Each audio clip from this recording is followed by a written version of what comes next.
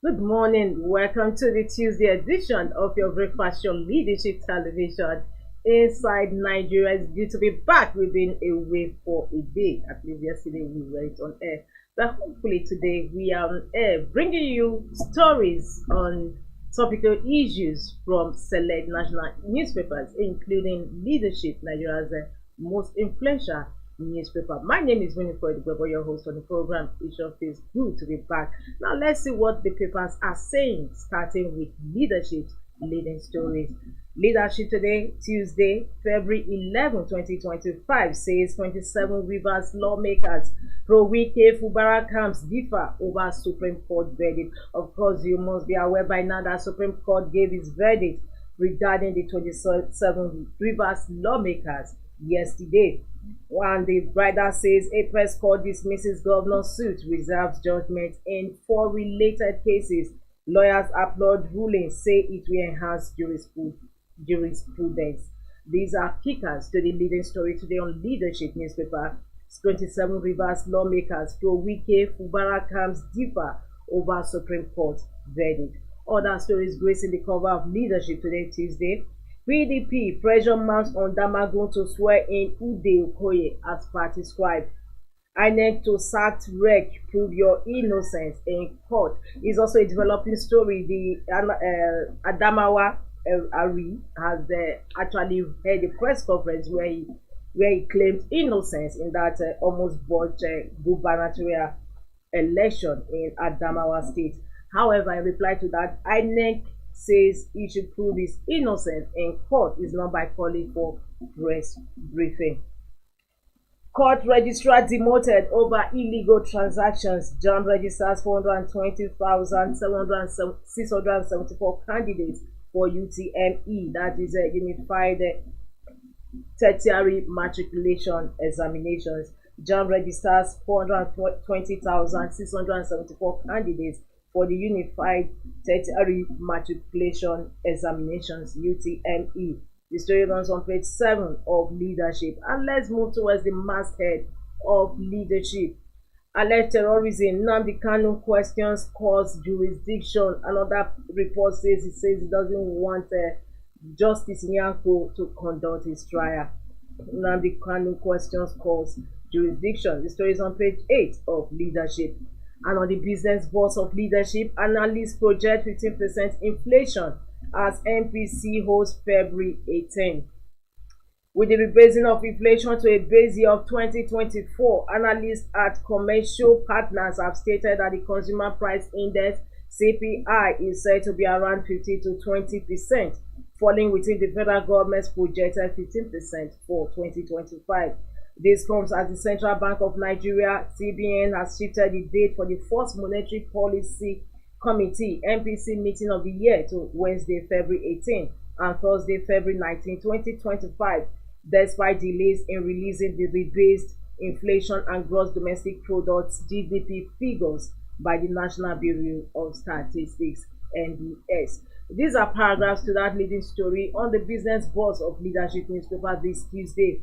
Analysts project 15% inflation as MPC holds February 18. And atop the masthead of Leadership, why I visited Obasanjo in Abeokuta, coming from Obasanjo's former vice president, and that is Abubakar Atiku. He's saying why I visited Obasanjo in Abeokuta. Of course, we want to find out the reasons he visited the former president. And the story runs on page 4 of Leadership newspaper. National poised for greater success, AG. And with that, we move to the page 3 of Leadership to our stand. Today's stand is on salvaging the Lake Chad region. Salvaging the Lake Chad region. The stand today on Leadership newspaper. From our stand, we move to the back page where we have Tuesday column with Abdurrauf Aliyu. Today column, he's writing on Africa, still waiting for a white savior, is a question he's asking on Tuesday's column. And in quote, instead of investing in infrastructure, African governments prioritize private jets and state banquets. When aid dries up, they blame the West instead of their own failure to plan for sustainability. This is coming at a time when Trump is alleged to abandon foreign aids to Africa. It says, still waiting for a white savior. It's a Tuesday column you can't afford not to read, with Abdurrauf Aliyu. And from that, we move to Ghana Must Go. Ghana Must Go says, nobody should beg for my release from prison. That is a Kanu. And of course, guess what the answer is? You don't need to remind us. Funny, you might say. Well, for continuation of all this, the back page Tuesday column with Abdurrauf Aliyu, the stand and the inside pages and continuation of headline stories. Don't forget to log on to the website of Leadership this Tuesday, www.leadership.ng. From Leadership, we move over to the next paper we have on our headline, and that is The Punch, talking politics. 2027 Obasanjo Atiku orders meeting, no threat, says APC. Ruling party unfazed as Labour Party and NPP divided over possible Atiku-Obasanjo's collaboration ahead of next election. Right to that leading story, 2027 Obasanjo Atiku orders meeting, no threat, says APC. Still on the Punch newspaper, we have the pictures. Medical students of the University of Ibadan protesting over 100 days of blackout during the meeting between Minister of Power Bayo Adelabu and the management of UCH in Ibadan on Monday. And of course, also we had reports that patients had to go with their power source, because there was no light in the UCH, that is University College Hospital, the tertiary institution for the University of Ibadan. And the students are protesting 100 days of blackout. Benin that Kwankwaso Kano governor remain NNPP members coming from the party. 2 killed, others injured as rival cause clash in Benue. Kano court registrar demoted, guard sacked, over 214,000 naira bribe. Beside the masthead of the Punch varsity admission, JAMB says 320 UTME benchmark for under 16 candidates. Above the masthead of the Punch, hospitals drone over deaths as federal government 50% power subsidy delays. Of course, that's why there's a power blackout in UI and other universities. 800 surrendered Boko Haram's militants undergoing de-radicalization. That is quite a mouthful. Coming from the defense headquarters, 800 surrendered Boko Haram's militants undergoing de-radicalization. Court adjourns indefinitely as Kanu demands case transfer to Southeast. Is on that note, we bring to an end the review of front headline stories on the Punch newspaper this Tuesday. For more, don't forget to log on to the website of the Punch as we move over to the next paper on our menu, and that is Daily Sun. Daily Sun is also talking politics. The politics is already heating up in this 2025 as against 2026. And Daily Sun says opposition intensifies major plan ahead 2027. Atiku, Tambuwa, Imoke, Nigi, others meet Obasanjo. CPC blocking APC to join coalition. We need that Nwanya, whose family reveals cause of death. My dad died from long trekking to visit Khan in custody. Coming from the Sun, it was also a trendy story. I actually saw the report. It says my dad died from long trekking to visit Khan in custody. Sun appeals to Tinubu to grant us wish release IPOB leader. However, the IPOB leader has said nobody should beg for his release. Edo Election Tribunal, Governor Kpebolo closes case, hopeful. Pandev condemns non-signing of South-South Development Commission by Tinubu. And towards the masthead of Daily Sun, terrorism, why Justice Nyako can't conduct my trial, Kanu. Beside the masthead of Daily Sun, Supreme Court reserves judgment on 4 appeals on Rivers political crisis as Governor Fubara withdraws appeal against 27 pro-Wike lawmakers. The story is on page 6 of Daily Sun. It's not also on that note we conclude review of front headline stories on Daily Sun this Tuesday. For more, log on to the website of Daily Sun, www.thesun.ng. From the Sun, we move over to the next paper on our menu, and that is THISDAY. This day says NAFDAC DG Adeyeye doubles down on death penalty for fake drug dealers. It was also what the late former NAFDAC DG, also Dora Akinyele, was also canvassing for death penalty for fake drug dealers. And this present NAFDAC DG is also doing same part. Says there are merchants of death.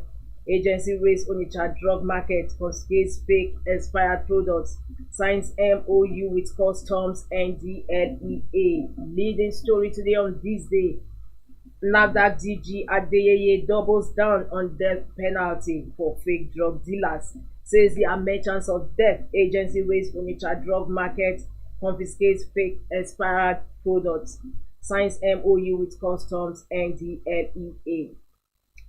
Atop that, we have Supreme Court reserves ruling in 4 Rivers cases, dismisses Fubara's appeal on budget, awards 24 million naira cost in favor of lawmakers, ruling based on case withdrawal, government, Falana explained.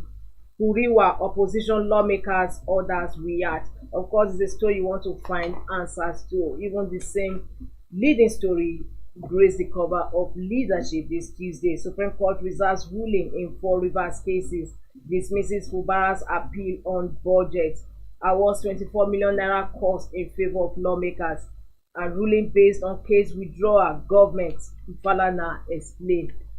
Guriwa, opposition lawmakers, others react. And above the masthead of this day, Elon Musk bids $97.4 billion for control of OpenAI. Firm rejects offer. Of course, there has been a brickback controversy between the OpenAI founder, Sam Altman, and Elon Musk. There was a riches. And this story today says Elon Musk makes bid of $97.4 billion for control of OpenAI, while firm rejects offer. OpenAI Chief Executive Officer Sam Altman yesterday revoked a reported bid by a group of investors led by world's richest person Elon Musk to buy the non-profit organization that controls the ChatGPT creator. The unsolicited bid of $97.4 billion dollars was submitted to OpenAI's board Monday, the Wall Street Journal reported, citing Musk's attorney, Mark Tobenov. In response, Altman posted on Musk's social media platform, "No thank you, but we will buy Twitter for $9.74 billion if you want." OpenAI formally declined to comment. Tobenov didn't immediately respond to a request for comment, the report said. These are paragraphs from that also top story from on the cover of Leadership of this day. Elon Musk bids $97.4 billion for control of OpenAI. Firm rejects offer. Beneath the Reuters, Dangote refinery to hit full capacity in next 1 month is a story that runs on page 8 of this day. And that also concludes the review of front headline stories on this day, this Tuesday. For more, log on to this day website www.thisdaylive.com. From this day, we move over to the next paper on our menu, and that is The Guardian. The Guardian says stronger naira unsettles forex market amid waning dollar savings. Stronger naira unsettles forex market amid waning dollar savings is a story that runs on page 6 of The Guardian. We have the picture of the 1,000 naira note, and on top of it is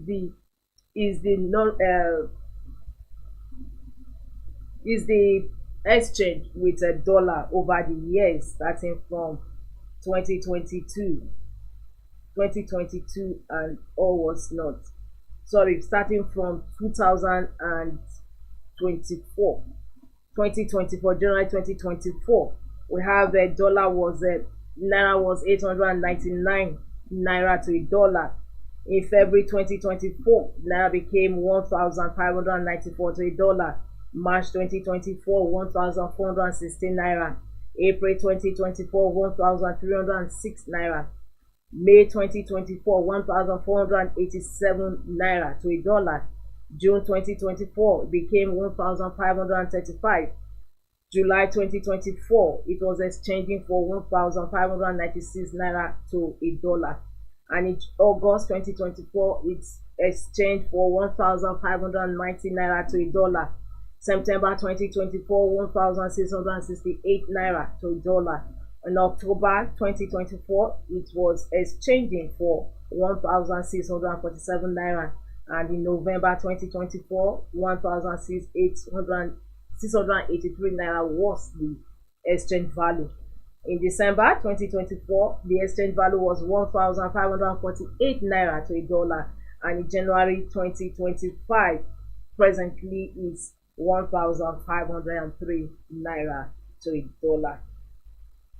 These are the exchange rates of the naira since the current administration, no, since last year. Underneath that, court adjourns trial indefinitely as Kanu queries judge jurisdiction. Speculations mount over 2027 as Atiku Obasanjo holds closed door meeting. Women sexually violated or killed every 10 minutes in Nigeria. 800 ex-Boko Haram fighters undergoing de-radicalization, says Defense Headquarters. PDP Godalo's camps in disarray, says APC, as Okpebolo closes case at tribunal. With that, we move to the stories just beneath the masthead of The Guardian. Drama: Supreme Court dismisses Fubara suit against pro-Wike lawmakers. The FDB president Adesina says, "I'm ready to serve Nigeria in any capacity." The story is on page 3 of The Guardian. This was reported in his interview with Arise Television yesterday. IBEDC pledges to restore power to UCH in 48 hours. Is on that note, we conclude review of front headline stories of The Guardian this Tuesday. For more, don't forget to log on to the website of The Guardian, www.guardian.ng. And it's also on this note we bring to a close today's Tuesday edition of Inside Nigeria Breakfast Show, where we discuss review front headline stories on some select national newspapers. My name is Winifred Igbe, but don't forget to join us still on the stage session for news on the hour. Thanks for joining us. Thank you for watching. For sponsorship and advert placements, please contact 080-3688-6158. Last Word Leadership Podcast Studio. You have the last word.